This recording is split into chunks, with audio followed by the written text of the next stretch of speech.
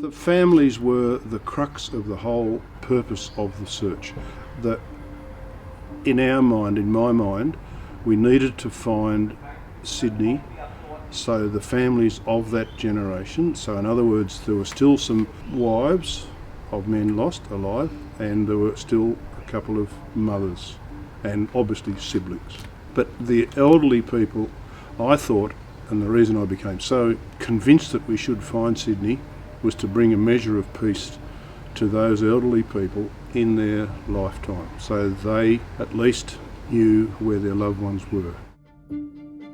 After we found Sydney, there was a commission of inquiry held into its loss, and I went to some of those meetings in Sydney.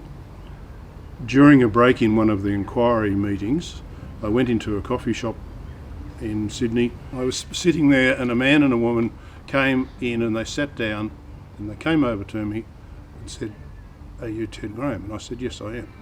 And they introduced themselves. They were a brother and sister who lost their dad on Sydney. They were sitting opposite me and I was talking to the lady and I looked across to the man and he was crying. He said to me, "I just want to know where my dad is." He didn't say where my dad was, where my dad is. And I've never forgotten that. I thought that was such a telling moment.